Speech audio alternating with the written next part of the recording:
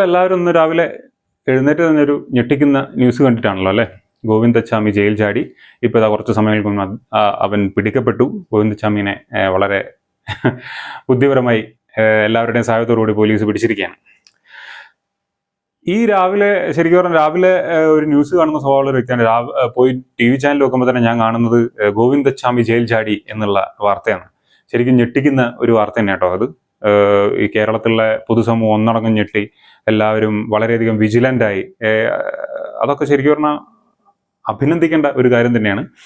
അപ്പോൾ എല്ലാവരും ഞെട്ടി, എല്ലാവരും പേടിച്ചിരിക്കുകയായിരുന്നു. പെൺമക്കളുള്ള അച്ഛനമ്മമാർക്ക് കൂടുതൽ പേടി. ട്രെയിനിൽ യാത്ര ചെയ്യേണ്ട, പ്രത്യേകിച്ച് കണ്ണൂർ ഭാഗത്തുനിന്ന് രാവിലെ യാത്ര ചെയ്യേണ്ട പെൺകുട്ടികൾക്കും അതുപോലെ തന്നെ അവരുടെ അച്ഛനമ്മമാർക്കും തീർച്ചയായും പേടി ഉണ്ടായി കാണും. അപ്പോൾ ഇത്രയധികം കാവോസ്, അതായത് ഒരു ഭീകരാന്തരീക്ഷം സൃഷ്ടിക്കാൻ ആ ഒരു പ്രതിക്ക് സാധിച്ചിട്ടുണ്ട്. അപ്പോൾ അതിൽ നിന്ന് നമുക്ക് മനസ്സിലാക്കാം. കാരണം എന്ന് വെച്ചാൽ ആ പ്രതി എന്ന് പറയുന്ന കുറ്റവാളിയുടെ കാട്ടിക്കൂട്ടലുകൾ അത്രയധികം ഭയാനകമാണ്. കേരളത്തിൽ മാത്രമല്ല, പല സ്റ്റേറ്റുകളിലും പല കേസുകളിലും ശിക്ഷിക്കപ്പെട്ട ആടുന്ന ജയിൽ ചാടി, അതിനുശേഷം ജയിൽ ചാടിയതിനു ശേഷം വീണ്ടും കുറ്റകൃത്യം ചെയ്യാം. അങ്ങനെയുള്ളൊരു ടൈപ്പ് ഓഫ് മെന്റാലിറ്റിയാണ് ഈ ഒരു വ്യക്തിക്ക് ഉണ്ടായിരുന്നത്. ഏറ്റവും ആശ്വാസകരമായ കാര്യം കുറച്ച് കഴിഞ്ഞിട്ടാണെങ്കിലും ആ പ്രതിയെ പോലീസിന് പിടിക്കാൻ പറ്റിയെന്നുള്ളതാണ്. പക്ഷേ ഈ ഒരു കാര്യത്തിൽ ഞാൻ ആലോചിക്കുന്നത് വെച്ചാൽ നമ്മുടെ ജയിൽ സുരക്ഷാ സംവിധാനങ്ങൾ, നമ്മുടെ പോലീസിന്റെ ആ ഒരു വിജിലൻസ് ഒക്കെ എവിടെയായിരുന്നു ഈ ഒരു പ്രതി ജയിൽ ചാടിയപ്പോഴെന്നുള്ള. ഈ പ്രതിക്ക് ജയിൽ ചാടാൻ തീർച്ചയായും ഉള്ളിൽ നിന്നും പുറത്തുനിന്നും സപ്പോർട്ട് കിട്ടിയിട്ടുണ്ടാവും എന്നുള്ളത് ഉറപ്പാണ്. കാരണം ഈ ജയിൽ കമ്പി കടിച്ചു മുറിക്കാനൊന്നും പറ്റില്ലല്ലോ, മറ്റേ ആക്സോ ബ്ലേഡ് കൊണ്ട് വെട്ടിയിട്ടല്ലേ മുറിക്കാൻ പറ്റൂ. അപ്പോൾ ആ ആയുധങ്ങളൊക്കെ ഈ വ്യക്തിക്ക് എവിടെ നിന്ന് കിട്ടി? പ്രത്യേകിച്ച് ഈ ഒരു ജയിൽ സെല്ലിനുള്ളിൽ കിടക്കുന്ന ആൾക്കാരുടെ അടുത്ത് എന്തെങ്കിലും ഇങ്ങനെയുള്ള മാരകായുധങ്ങൾ ഉണ്ടോ എന്നൊക്കെ ചെക്ക് ചെയ്യേണ്ടത് ശരിക്കും പോലീസ് ഉദ്യോഗസ്ഥന്മാരുടെ, ജയിലിനുള്ളിൽ ഇത് ഹാൻഡിൽ ചെയ്യുന്ന ആൾക്കാരുടെ പൂർണ്ണമായ ഉത്തരവാദിത്വം. വളരെ സീരിയസ് ആയിട്ടുള്ള മാറ്ററാണ്. കാരണം ഈ ജയിലിനുള്ളിൽ ബിരിയാണീന്റെ മറ്റേ മറിച്ചെന്നൊക്കെ പറഞ്ഞ് പ്രശ്നം ഉണ്ടാക്കിയ ഒരു കുറ്റവാളി, പലതരം പ്രശ്നങ്ങൾ പല ദിവസങ്ങളിൽ ഉണ്ടാക്കിയ ഈ ഒരു വ്യക്തി ഈ ഒരു ആക്സോബ്ലേഡ് ഒരു സഹതടവുകാരനെ ആക്രമിക്കില്ല എന്ന് ആര് കണ്ടു? ഇങ്ങനെയുള്ള മൂർച്ചേറിയ ആയുധങ്ങൾ കൊണ്ട്. അപ്പോൾ അതൊക്കെ വളരെയധികം സീരിയസ് ആയി കാണേണ്ട ഒരു കാര്യം തന്നെയാണ്. ജയിലിൽ പല തരത്തിലുള്ള തടവുകാരുണ്ടാവും. ഒരുപക്ഷെ വേറെ എന്തെങ്കിലും അത്ര തടവുകാരെല്ലാവരും തടവുകാരാണ്, അത്ര വലിയ കുറ്റം ചെയ്യാത്ത തടവുകാരുണ്ടാവും. പക്ഷെ ചിലപ്പോൾ കായികപരമായി കുറച്ച് താഴ്ന്ന നിലയിലുള്ള തടവുകാരുണ്ടാവും. അവരൊക്കെ ഈ പ്രതി ആക്രമിച്ചുകൂടെ എന്തെങ്കിലും അഭിപ്രായ വ്യത്യാസത്തിന്റെ പേരിൽ. അപ്പൊ ഇങ്ങനെയുള്ള ഒരുപാട് കാര്യങ്ങൾ, ചോദ്യങ്ങൾ ഉയർന്നു വന്നിരിക്കുകയാണ് ഈ ഒരു ജയിൽ ചാട്ടത്തിലൂടെ. അതുപോലെ തന്നെ കേരളത്തിലെ ജയിൽ സമിതി, പ്രത്യേകിച്ച് കണ്ണൂരിലെ ജയിൽ സമിതി, നമുക്കിപ്പോൾ കണ്ണൂരിലാണ് ജയിൽ ചാടിയത് കൊണ്ട് കണ്ണൂരിനെ പറ്റി മാത്രമേ പറയാൻ പറ്റൂ. പക്ഷേ എനിക്ക് തോന്നുന്നു ഇതേ ഒരു റെപ്ലിക്ക അല്ലെങ്കിൽ ഇതേപോലത്തെ ഒരു അവസ്ഥ മറ്റ് കേരളത്തിലെ ജയിലുകളിലും ഉണ്ടാവാൻ സാധ്യത വളരെ വലുതാണ്. ഇതിന്റെ ഇപ്പോൾ ഈ വ്യക്തി ഇവൻ ജയിൽ ചാടിയപ്പോൾ നമുക്ക് മനസ്സിലാക്കാൻ പറ്റും. CCTV ഉണ്ട്, വലിയ മതിലാണ്. 1:15 ന്യൂസ് ചാനലുകൾ റിപ്പോർട്ട് ചെയ്യുന്ന 1:15 ഇവൻ ജയിൽ ചാടുന്നത്. അപ്പോൾ ലോക്കൽ പോലീസിനെ അറിയിക്കാൻ പറ്റിയത് 6:30 മുതൽ 7 വരെ, അതിൻ്റെ ഇടയിലാണ് ഇവർ അറിയിക്കുന്നത് ജയിലിൽ നിന്ന്. അതായത് ഇങ്ങനെ ഒരു വ്യക്തി, കൊടും കുറ്റവാളി ജയിൽ ചാടിയിട്ടുണ്ട് എന്നുള്ളത്. എത്ര ലാഘവത്തോടുകൂടെയാണ് ഇവർ ഇത്രയും മണിക്കൂറുകൾ വെയിറ്റ് ചെയ്തത് എന്ന് വേണം. അത് ഇമ്മീഡിയറ്റ്ലി അങ്ങനെ ഒരു സംശയം തോന്നിക്കഴിഞ്ഞാൽ, ഒരാളെ കണ്ട് മനസ്സിലായി കഴിഞ്ഞാൽ ഇമ്മീഡിയറ്റ്ലി പോലീസിന് ഇൻഫോം ചെയ്യേണ്ടതിന് പകരം അവർ വെച്ച് താമസിച്ചത് വളരെ വലിയൊരു തെറ്റ് തന്നെയാണ്. കാരണം ഈ ഒരു സമയം വളരെ ഇനഫാണ്. ഒരു വ്യക്തിക്ക് കേരളം കടക്കാൻ പറ്റിയ ഇഷ്ടം പോലെ സമയം കിട്ടി. കാരണം ഒരു ട്രെയിനിൽ എങ്ങനെയെങ്കിലും കയറി കൂടി കഴിഞ്ഞ് കഴിഞ്ഞാൽ എത്ര സമയം എടുക്കും മംഗലാപുരം കടന്നു പോകാൻ? കാരണം കേരളത്തിന്റെ പുറത്ത് പോയി കഴിഞ്ഞ് കഴിഞ്ഞാൽ ഈ ഒരു വ്യക്തിനെ തിരിച്ചു കണ്ടുപിടിക്കുക എന്ന് പറയുന്നത് വളരെ ബുദ്ധിമുട്ടുള്ള ഒരു കാര്യമാണ്. പല സംസ്ഥാനങ്ങളിലും കേസ് ഉണ്ടായിരിക്കെ പല സംസ്ഥാനങ്ങളിലും ഈ കുറ്റവാളികൾക്ക് ഒളിച്ച് താമസിക്കാൻ ഒരുപാട് ഓപ്ഷൻസ് ഉള്ള ഒരു രാജ്യമാണ് ഇന്ത്യ. മാധ്യമങ്ങളെ കാണുന്നത് ഏറ്റവും ലേറ്റസ്റ്റ് ഫോണാണ് അവരിൽ ഇരിക്കുന്നത്. ഏറ്റവും ഞാൻ പറയണില്ല, ബ്രാൻഡ് ഞാൻ പറയണില്ല, ഏറ്റവും ലേറ്റസ്റ്റ് ഫോണുകളാണ് അവരുടെ കയ്യിലിരിക്കുന്നത്. അവർ കിരീടം വയ്ക്കാത്ത രാജാക്കന്മാരെ പോലെ ജയിലിലിരിക്കുകയാണ്. ആ ജയിൽ എന്ന് പറയുന്നത് ഈ തടവുകാരായ ക്രിമിനലുകൾക്ക് വേണ്ടിയിട്ട് തീരെഴുതി കൊടുത്തിരിക്കുന്ന ഒരു ജയിലാണ്. ഞങ്ങളിത് ഗോവിന്ദച്ചാമി ചാടിയപ്പോൾ ആദ്യം പറയുന്നതല്ല, ഞങ്ങൾ ഇതിനു മുമ്പ് പറഞ്ഞിട്ടുണ്ട്. ആ ജയിൽ അങ്ങനെയാണ്. അവിടെ നിന്നാണ് അവിശ്വസനീയമായ രീതിയിൽ, ആരും വിശ്വസിക്കില്ലല്ലോ, ഒരു സാമാന്യ ബുദ്ധിയുള്ള ഒരാൾക്കും വിശ്വസിക്കാൻ പറ്റാത്ത തരത്തിൽ. എന്നിട്ട് 5 മണിക്കാണ് ജയിലധികൃതർ അറിഞ്ഞത്, 7 മണിക്കാണ് പോലീസ് അറിഞ്ഞത്. അപ്പോൾ അയാൾക്ക് ഒരു ഗോൾഡൻ അവേഴ്സ്, അന്വേഷണത്തിൻ്റെ ഗോൾഡൻ അവേഴ്സ് അയാൾക്ക് വിട്ടുകൊടുത്തു. ഇപ്പം സാധാരണക്കാരായ മനുഷ്യർ കാണിച്ച ജാഗ്രത കൊണ്ടാണ് ഇയാൾ പിടിയിലായത്. ഞാൻ അവരെ അഭിനന്ദിക്കുകയാണ്. ഇത് വളരെ അപമാനകരമാണ്, സർക്കാരിന് അപമാനകരമായ കാര്യമാണ് നടന്നിരിക്കുന്നത്. സർക്കാർ ഈ സർക്കാർ പ്രിയപ്പെട്ടവർ ആ ജയിലിലുണ്ടെന്ന് നമുക്കെല്ലാം അറിയാം. ഗോവിന്ദസ്വാമിയും കൂടി സർക്കാരിന് പ്രിയപ്പെട്ട ആളായിരുന്നു ഇന്ന് ആണ് രാവിലെയാണ് മനസ്സിലായത്. ബാക്കി ഇഷ്ടപ്പെട്ട ആളുകൾ ഒരുപാട് പേരുണ്ട്. സർക്കാരിന് ഏറ്റവും പ്രിയപ്പെട്ട ആളുകൾ ഒരുപാട് പേര് ആ ജയിലിലുണ്ട്. ഗോവിന്ദസ്വാമിയും കൂടി ആ പ്രിയപ്പെട്ടവരുടെ കൂട്ടത്തിലാണ് ഉണ്ടായിരുന്നതെന്ന് ഇന്നാണ് മനസ്സിലായത്. അല്ല, അവരെയൊക്കെ അവിടെ വെച്ചിരിക്കുന്നത് തന്നെ അവിടെയുള്ള ആളുകളെ സംരക്ഷിക്കാൻ വേണ്ടിയിട്ടാണ്. അവരിടയ്ക്ക് പോയി ചോദിക്കും, എന്തെങ്കിലും ആവശ്യമുണ്ടോ, എന്തെങ്കിലും കുറവുണ്ടോ എന്ന് ചോദിക്കും. ഞാൻ തമാശയായിട്ടോ അതിശയോക്തിപരമായിട്ടല്ല പറഞ്ഞത്. പുറത്തു നിന്നാണ് അവർക്ക് ഭക്ഷണം കൊടുക്കുന്നത്. അവർ കൊടുക്കുന്ന മെനു ആണ്, മനസ്സിലായില്ലേ? എന്ത് ഭക്ഷണമാണ് കഴിക്കേണ്ടത്? ചൈനീസ് ഫുഡാണോ കഴിക്കേണ്ടത്? തണ്ടൂരി ഭക്ഷണമാണോ കഴിക്കേണ്ടത്? അല്ലെങ്കിൽ മലബാറിലെ ഭക്ഷണമാണോ കഴിക്കേണ്ടത്? അവർ എഴുതി കൊടുക്കുന്ന മെനു അനുസരിച്ചാണ് ഭക്ഷണം അവർക്ക് കൊണ്ടേ കൊടുക്കുന്നത്. അവരാവശ്യപ്പെടുന്നതനുസരിച്ച് അവരുടെ ഫോൺ മാറ്റിക്കൊണ്ടിരിക്കും. ഏറ്റവും ലേറ്റസ്റ്റ് ഫോണേ അവർ ഉപയോഗിക്കുള്ളൂ. അവിടെ നിന്നുകൊണ്ട് അവർ എല്ലാ ക്രിമിനൽ കാര്യങ്ങളെയും നിയന്ത്രിക്കും. അപ്പോൾ ഇവരുടെ എല്ലാ കൺട്രോളാണ് ഇവിടെ ഉള്ളത്. അല്ലാതെ ജയിൽ അധികൃതർക്ക് യാതൊരു കാര്യമില്ല. അല്ലാതെ ഇയാൾ അവിടെ നിന്ന് രക്ഷപ്പെടില്ലല്ലോ. ഇവിടെ നിന്ന് അയാൾക്ക് അവിടെ നിന്ന് രക്ഷപ്പെടാൻ ഇയാളെ പോലത്തെ ഒരാൾക്ക്, ഇത്രയും ഒരു കൈക്ക് സ്വാധീനം ഇല്ലാത്ത ഒരാൾക്ക്, ഏകാന്ത തടവിൽ കിടന്നിരുന്ന ഒരാൾക്ക്, അയാൾ എത്രയോ ദിവസം കൊണ്ടായിരിക്കും ഇത് മുറിച്ചെന്ന് പറയുന്നത്. ഇത് മുറിച്ചത്, ഈ മുറിച്ച കമ്പി കൊണ്ട് ഇത് മുറിക്കുന്നത്. ഇയാൾക്ക് ഇത്രയും നീളത്തിലുള്ള തുണി എവിടെയാണ് ജയിലിൽ കിട്ടുന്നത്? ജയിൽ ചട്ടങ്ങളിൽ തന്നെയുണ്ട്. അതായത് വല്ല തൂങ്ങി മരിക്കാൻ പറ്റാവുന്ന സാധനങ്ങളൊന്നും പാടില്ല. അത്രയും നീളത്തിലുള്ള തുണിയൊന്നും കൊടുക്കാൻ പാടില്ല. വല്ല ജയിലിൽ വന്നു കഴിയുമ്പോഴേക്കും ഒറ്റയ്ക്കാവുമ്പോൾ വല്ല മരിക്കാനുള്ള ടെൻഡൻസി ഉണ്ടായല്ലോ, അതൊന്നും പാടില്ല. കയറ് പാടില്ല. ഇവിടെ കയറുണ്ട്, തുണിയുണ്ട്, നീളത്തിലുള്ള അല്ല ബെഡ്ഷീറ്റ്. അതായത് പൊട്ടി നിലത്ത് വീഴരുതല്ലോ.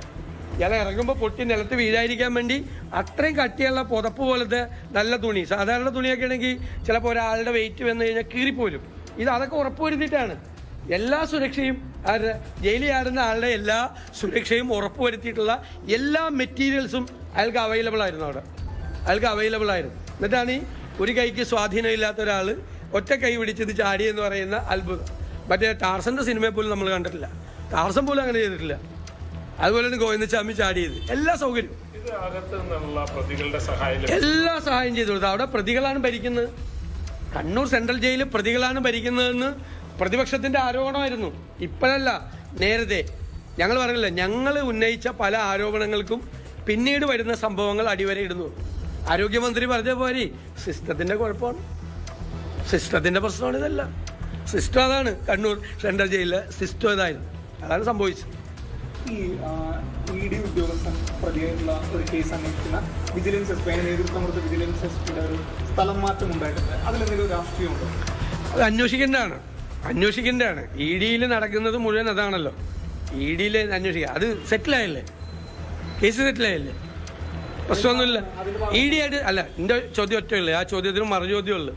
ED-യും വിജിലൻസുമായിട്ട് സെറ്റിലായില്ലേ, സെറ്റിൽമെൻ്റ് ആയില്ലേ? അത്രയും വിചാരിച്ചാൽ മതി. ഇതൊക്കെ ഞങ്ങൾ നേരത്തെ പറഞ്ഞല്ലേ, ഞങ്ങൾക്കാണ് അത്ഭുതം ഇല്ലാത്തത്.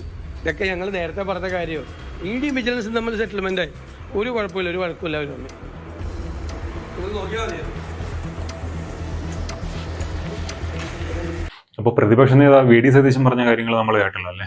അത് ശരിക്കും പറഞ്ഞു കഴിഞ്ഞാൽ ഒരു സാധാ ഒരു പ്രതിപക്ഷ നേതാവ് പറയുന്ന രാഷ്ട്രീയ ആരോപണങ്ങളായിട്ട് മാത്രം തള്ളിക്കളയേണ്ട ഒരു വസ്തുത അല്ല അദ്ദേഹം പറഞ്ഞു. കാരണം ജയിലിൽ എങ്ങനെ കയറി വന്നു, ജയിലിൽ എങ്ങനെ ഇത്രയും കട്ടിയുള്ള തുണി, അതായത് മൂന്ന് മതിലുകൾ ചാടിക്കടന്ന മൂപ്പര് പുറത്തെത്തിയെന്നൊക്കെയാണ് പറയുന്നത്. അപ്പൊ അതൊക്കെ ശരിക്കും ശ്രദ്ധിക്കേണ്ട കാര്യം തന്നെയാണ്. എപ്പോഴോ എന്തോ ഒരു കളി നടന്നിട്ടുണ്ട് എന്നുള്ളതിൽ ഒരു സംശയമില്ല. അത് വരുന്ന ദിവസങ്ങളിൽ കണ്ടെത്തി പിന്നെ രാഷ്ട്രീയപരമായിട്ട് ആരോപണം എന്നുള്ളതിലുപരി ഒരു പറഞ്ഞാൽ കുറെ എന്താ പറയാ വസ്തുതകളുണ്ട്. അത് തീർച്ചയായും പരിശോധിച്ചേ പറ്റൂ. ഇതുപോലൊരു വൃത്തികെട്ടവൻ ആരാണ് സഹായം ചെയ്യുന്നതെന്നുള്ളതാണ് ഞാൻ ആലോചിക്കുന്നത്. അത് ഇതുപോലൊരു കൊടും കുറ്റവാളിക്ക് സഹായം ചെയ്യാൻ മാത്രം അതപ്പതിച്ചൊരു വ്യക്തി, അവനെ ആദ്യം തൂക്കിക്കൊല്ലണം, അല്ലെങ്കിൽ അവനെ ആദ്യം ശരിയാക്കണം, എന്നിട്ട് ഗോവിന്ദസ്വാമിനെ എന്തെങ്കിലും ചെയ്യേണ്ട ആവശ്യമുള്ളൂ എന്നാണ് എൻ്റെ അഭിപ്രായം. അങ്ങനെ ആരെങ്കിലും സഹായിച്ചിട്ടുണ്ടെങ്കിൽ. കണ്ണൂർ ജയിലിൽ ഒരു ലോബിയുടെ അണ്ടറിലാണെന്നൊക്കെയാണ് പറയുന്നത്, പണ്ടൊക്കെ പറയുന്നുണ്ടായിരുന്നു. പക്ഷെ അതിലേക്കൊന്നും എനിക്ക് തോന്നുന്നില്ല. കാരണം ഒരു പിന്നെ പി ജയരാജ് അല്ലെ CPM ലോബിയുടെ അണ്ടറില്ല. അവരൊക്കെ രാഷ്ട്രീയപരമായിട്ട് ഇതുപോലൊരു വൃത്തികെട്ടവനെ രക്ഷിച്ചെടുത്തിട്ട് വല്ല കാര്യമുണ്ടോ? അതുപോലെ തന്നെ ഒറ്റ കൈ കൊണ്ട് അങ്ങനെ മതിൽ പിടിച്ചു കയറി എന്നുള്ളതൊക്കെ വലിയൊരു ചോദ്യം. എങ്ങനെ നോക്കിയിട്ട് എനിക്ക് അതിൻ്റെ അകത്തുള്ള ഒരു ഇത് കാണാൻ പറ്റുന്നില്ല. അപ്പൊ കാല് പിടിച്ച് കയറി കഴിഞ്ഞാൽ തന്നെ വീണു നിലത്ത് പോകൂലേ. വരുന്ന ദിവസങ്ങളിൽ CCTV ഇതിൻ്റെ അകത്തുനിന്നൊക്കെ CCTV ഉണ്ട്. അപ്പോൾ കയറുന്ന കറക്റ്റ് വിഷ്വൽസിൽ ഉണ്ടെങ്കിൽ പിന്നെ ഒന്നും പറയാനില്ല. അപ്പോൾ അതിനൊക്കെ ഉത്തരം കിട്ടുമെന്ന് പ്രതീക്ഷിക്കുന്നുണ്ട്. എന്താണെന്നുള്ളത് നമുക്ക് കണ്ടെടുത്ത് കാത്തിരുന്ന് കാണാം. അപ്പോൾ ഇതിനെക്കുറിച്ച് പറയുമ്പോൾ ആദ്യം നമ്മൾ ചെക്ക് ചെയ്യേണ്ടത് എങ്ങനെ ഈ വ്യക്തിക്ക്, ഈ ഗോവിന്ദചാമിക്ക് ഉള്ളിൽ എങ്ങനെ ഈ ജയിൽ കമ്പി മുറിക്കാൻ പാകത്തിനുള്ള ടൂൾസ് എവിടെ നിന്ന് കിട്ടി എന്നുള്ളത് ഒന്നാമത്തെ ചോദ്യം.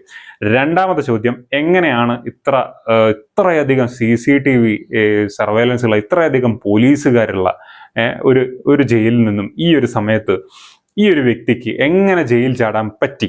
വേറൊരു കാര്യം എന്ന് വെച്ചാൽ, എന്തുകൊണ്ട് ഇത്രയും ലേറ്റായി പോലീസിനെ ഈ ഒരു കാര്യം അറിയിക്കാനായിട്ട്? ഇതൊക്കെ വളരെ വലിയ ചോദ്യചിഹ്നങ്ങളാണ്. ഇനിയുള്ള ദിവസങ്ങളിൽ അതൊക്കെ വളരെ വലിയ രീതിയിൽ ചർച്ച ചെയ്യപ്പെടേണ്ടതാണ്. അതിനൊക്കെ സൊല്യൂഷൻ കണ്ടെത്തേണ്ടതാണ്. കാരണം ഇതൊന്നും ചെയ്തില്ല എന്നുണ്ടെങ്കിൽ ഇനിയും ഗോവിന്ദചാമിമാരെ പോലെ ഇതുപോലുള്ള കൊടും കുറ്റവാളികൾ ജയിൽ ചാടാം, നിരപരാധികളുടെ ജീവൻ അപഹരിക്കപ്പെടാം. അപ്പോൾ ഇതൊക്കെ ഉത്തരവാദിത്തപ്പെട്ട പോലീസ് ഡിപ്പാർട്ട്മെന്റ് എന്ന നിലയ്ക്ക് തീർച്ചയായും ഒരു ടൈമൊക്കെ കഴിയുമ്പോൾ അനാലിസിസും അതുപോലെ തന്നെ അതിൻ്റെ എങ്ങനെയാണ് ആ കാര്യങ്ങൾ നടക്കുന്നതെന്നുള്ള ഇൻസ്പെക്ഷൻസും ആ കാര്യങ്ങളൊക്കെ പെർഫെക്റ്റ് ആയിട്ട് നടന്നാൽ മാത്രമേ ഇങ്ങനെയുള്ള സംവിധാനങ്ങളൊക്കെ കുറ്റമറ്റ രീതിയിൽ പ്രവർത്തിക്കുള്ളൂ. അപ്പൊ ഇനിയെങ്കിലും നമ്മുടെ പോലീസ് ഡിപ്പാർട്ട്മെന്റ് ഇതൊക്കെ ഒന്നുകൂടെ ഒന്ന് ശ്രദ്ധിച്ച് ചെയ്യും എന്ന് വിശ്വസിക്കുന്നു. കാരണം അത്രയധികമാണ് ഇങ്ങനെയുള്ള ഓരോ ഇൻസിഡന്റ് ഉണ്ടാവുമ്പോൾ പൊതുജനങ്ങളുടെ ആശങ്ക.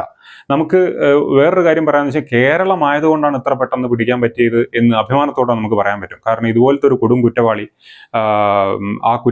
ആ വ്യക്തി ചെയ്ത കുറ്റകൃത്യം എന്താണെന്ന് പൂർണ്ണ ബോധ്യം മലയാളികൾക്കുണ്ട്. കാരണം മലയാളികൾ ദിവസവും TV കാണും, ന്യൂസ് കാണും, ഓക്കെ, വായിക്കും. ഇങ്ങനെയുള്ള കുറച്ച് സാക്ഷരർ അല്ലെങ്കിൽ കുറച്ച് പ്രബുദ്ധരെന്ന് വിളിക്കുന്നതിൽ ചില കാര്യങ്ങളുണ്ട്. അതായത് അങ്ങനെ നമ്മൾ വിളിക്കുന്നുണ്ടല്ലോ, അതിൻ്റെ അകത്ത് ചില കാര്യങ്ങളുണ്ട്, അല്ലെങ്കിൽ അതിൻ്റെ ഒരു അർത്ഥമുണ്ട് എന്ന് തെളിയിക്കുന്നതാണ് ഇങ്ങനെയുള്ള ഇൻസിഡൻസുകൾ.